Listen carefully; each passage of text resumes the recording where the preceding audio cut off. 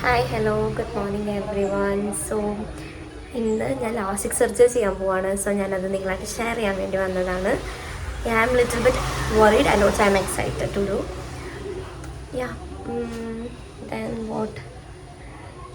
എൻ്റെ റൈറ്റ് ഐസിൽ -2ഉം ലെഫ്റ്റ് ഐസിൽ -1.75 എൻ്റെ power.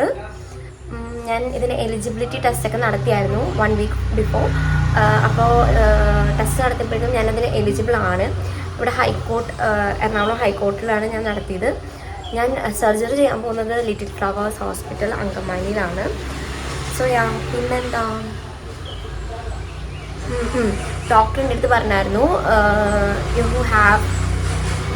you have to remove all the oils from your face and also from your hair while you're coming to the surgery. And also doctor had told me that to avoid the body sprays. Yes guys, so ഞങ്ങൾ പോകാൻ റെഡിയായി.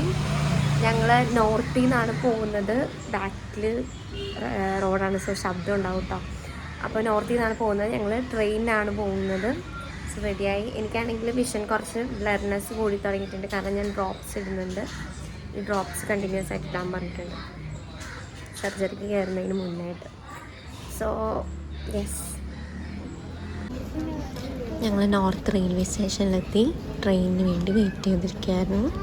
ഏകദേശം 10 മണിയായിട്ടോ.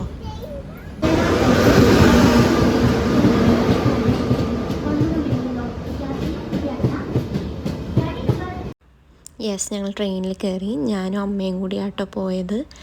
ഒപ്പം തന്നെ എനിക്ക് അവിടം വരെ ബോറടിച്ചിരിക്കണ്ടല്ലോ എന്ന് കരുതിയപ്പോഴേക്കും കറക്റ്റ് ഓപ്പോസിറ്റായിട്ട് എനിക്ക് ഒരു ഫ്രണ്ടിനെ കിട്ടിയതാണ് അവനെ. ആൻഡ് അവനായിട്ട് കുറച്ച് നേരം സ്പെൻഡ് ചെയ്തു, കുറേ സംസാരിക്കുകയൊക്കെ ചെയ്തായിരുന്നു കേട്ടോ.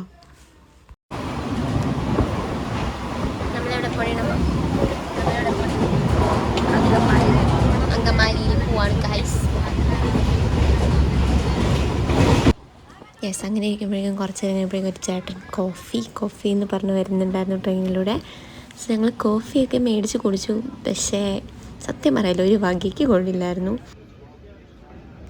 യെസ് ഗൈസ്, ഞങ്ങൾ ആലുവ എത്തിയായിരുന്നു കേട്ടോ. ആലുവ പുഴയൊക്കെയാണ് ഈ കാണുന്നത്. ഓൾമോസ്റ്റ് അങ്കമാലി എത്താറായി. ആൻഡ് യെസ് ഗൈസ്, ഞങ്ങൾ അങ്കമാലി എത്തി. അങ്കമാലി റെയിൽവേ സ്റ്റേഷനാണ്. വഴി അറിയില്ലാത്ത കാരണം ഞങ്ങൾ അവിടുന്ന് ഓട്ടോ വിളിച്ചിട്ടാണ് കേട്ടോ പോയത്.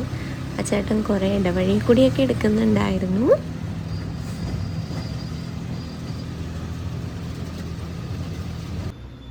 യെസ് ഗൈസ്, ഫൈനലി ഞങ്ങൾ ഹോസ്പിറ്റലിലെത്തി. ഇതാണ് ലിറ്റിൽ ഫ്ലവേഴ്സ് ഹോസ്പിറ്റൽ. ഇത് സ്പെഷ്യലൈസ്ഡ് ഫോർ ഐസ് ആണ്, കണ്ണിന് വേണ്ടി മാത്രമുള്ളൊരു ഹോസ്പിറ്റലാണിത്. അമ്മ എനിക്ക് വേണ്ടി ബുക്കിംഗ് ചെയ്യാൻ വേണ്ടി ചെന്നു. ആൻഡ് ഇതൊക്കെയാണ് ഹോസ്പിറ്റലിൻ്റെ ഒരു ഉൾഭാഗം എന്ന് പറയുന്നത്. ഞങ്ങളിവിടെ എത്തി. അവിടെ ഉണ്ടായിരുന്ന നേഴ്സ് ഭയങ്കര ഒച്ചയിലായിരുന്നു കേട്ടോ പേഷ്യൻസിൻ്റെ പേരൊക്കെ വിളിച്ചത്. എനിവേസ്, ഞങ്ങളവിടെ കുറച്ചധികം നേരം വെയിറ്റ് ചെയ്തിരുന്നു. ഞങ്ങൾക്ക് നല്ലോണം വിശക്കാൻ തുടങ്ങി. അപ്പോൾ ഞങ്ങൾ നേരെ ക്യാൻറ്റീനിൽ പോയപ്പോഴേക്കും അവിടെ ഒന്നും ഉണ്ടായിരുന്നില്ല. സോ ഞങ്ങൾ ഹോസ്പിറ്റൽ ഓപ്പോസിറ്റായിട്ടൊരു കട ഉണ്ടായിരുന്നു. അവിടെ പോയിട്ട് പപ്സും ചായയും കഴിച്ചു തിരിച്ച് പോന്നു കേട്ടോ ഹോസ്പിറ്റലിലോട്ട്.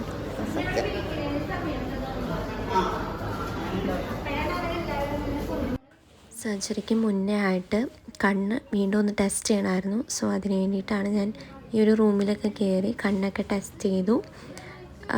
ടൈം ഏകദേശം 2:30 കഴിഞ്ഞിരുന്നു. നല്ല രീതിക്ക് വിശക്കാൻ തുടങ്ങി. ഹോസ്പിറ്റലിന് നേരെ ഓപ്പോസിറ്റുള്ളൊരു കടയിൽ പോയി. വേറെ ഒന്നും കഴിക്കാൻ തോന്നുന്നുണ്ടായിരുന്നില്ല. കഞ്ഞി കുടിച്ചു കേട്ടോ ഞാനും അമ്മയും കൂടി. സോ ഡോക്ടർ വരാൻ 4 മണിയാവുമെന്ന് പറഞ്ഞു. ആൻഡ് ഞങ്ങൾ അത്ര നേരം അവിടെ വെയിറ്റ് ചെയ്തൊക്കെ ഇരുന്നു. ആൻഡ് ഞങ്ങൾ സർജറി കയറാൻ പോവാണ്. സർജറി കയറുന്നതിന് മുമ്പ് മുടിയൊക്കെ ഒന്ന് പിന്നി കെട്ടണമെന്ന് പറഞ്ഞായിരുന്നു. ആൻഡ് എൻ്റെ ഒപ്പം വേറൊരു കുട്ടിയും കൂടി ഉണ്ടായിരുന്നു കേട്ടോ സർജറിക്ക്. അതാണ് എൻ്റെ ഓപ്പോസിറ്റ് ഇരിക്കുന്നത്. സെൽഫോൺ യൂസ് ചെയ്യാൻ പാടില്ല. സോ ബാക്കി വീഡിയോ ഒന്നും എടുക്കാൻ പറ്റില്ല. And this was my final look. അങ്ങനെ ഓപ്പറേഷനൊക്കെ കഴിഞ്ഞ് ഞങ്ങൾ വീട്ടിലോട്ട് പോവാണ്. യൂബർ ബുക്ക് ചെയ്തു. ആൻഡ് ഫൈനലി ഞങ്ങൾ വീട്ടിലെത്തി. അമ്മ ഡ്രോപ്സ് ഒക്കെ വെച്ച് തന്നു. ഇനി എനിക്ക് റെസ്റ്റാണ് ഗൈസ്, ഫോണൊന്നും എടുക്കാൻ പാടില്ല. So yes guys, that was my LASIK journey. And after my surgery, ഇന്നത്തേക്ക് almost 3 weeks ആവുകയാണ്. And now I'm completely okay and I can see everything with my clear vision and I'm so happy about it. Doctor തന്നിരുന്ന ഡ്രോപ്സൊക്കെ ഞാൻ correct ടൈമിൽ use ചെയ്തായിരുന്നു. പിന്നെ ഇതായിരുന്നു കേട്ടോ ഒരു 1 വീക്ക് എടുത്തോളം ഞാൻ യൂസ് ചെയ്തിരുന്ന സ്റ്റെറിലൈസ്ഡ് ടിഷ്യൂ ആണ്. സോ ഇത് ഞാൻ 1 വീക്ക് എടുത്തോളം നമുക്ക് ഫേസ് ഒന്നും വാഷ് ചെയ്യാൻ പാടുണ്ടായില്ല, ഓയിലൊന്നും യൂസ് ചെയ്യാൻ പാടുണ്ടായിരുന്നില്ല. സോ 1 വീക്ക് എടുത്തോളം ഞാൻ യൂസ് ചെയ്തിരുന്ന ഒരു ടിഷ്യൂ ആണിത്. എനിക്കത് അവർ ഡോക്ടർ തന്നെ എനിക്ക് അവിടെ നിന്ന് തന്നതാണ്. ഇങ്ങനത്തെ ഒരു കൈൻഡ് ഓഫ് ടിഷ്യൂ ഇത് വെച്ചായിരുന്നു ഞാൻ കണ്ണിൻ്റെ ഇവിടെ എനിക്ക് ഇങ്ങനെ കട്ട പോലെ ഇങ്ങനെ വരില്ലേ കുറച്ച്, സോ അതൊക്കെ കളയാൻ വേണ്ടിയിട്ടും മുഖം ഒന്ന് ക്ലീൻ ചെയ്യാൻ വേണ്ടിയിട്ടൊക്കെ ഞാൻ യൂസ് ചെയ്തിട്ടുണ്ടിരുന്ന ഒരു സ്റ്റെറിലൈസ്ഡ് ടിഷ്യൂ ആണിത്. ഇപ്പോൾ ഓൾമോസ്റ്റ് 2 വീക്സ് കഴിഞ്ഞു, എന്നിട്ടും ബാലൻസ് ഒത്തിരി ഉണ്ട് കേട്ടോ. ആൻഡ് ഡോക്ടർ തന്ന ഡ്രോപ്സൊക്കെ ഞാൻ യൂസ് ചെയ്തു. പിന്നെ എനിക്ക് ഈ ഒരു ടാബ്ലറ്റാണ് തന്നത്.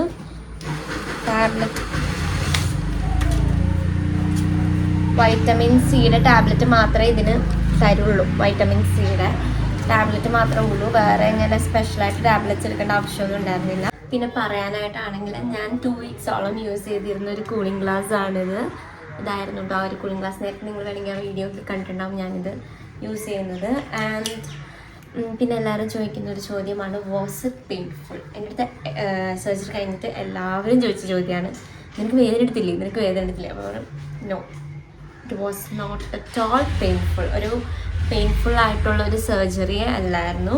ആൻഡ് ഓവറോൾ കോസ്റ്റ് വരുവാണെങ്കിൽ 45K ആണ് എനിക്ക് ടോട്ടൽ കോസ്റ്റ് വന്നത്. That's it. So if you have any kinds of doubt related to this surgery, you can DM on my Instagram or you can comment below, so I will reply.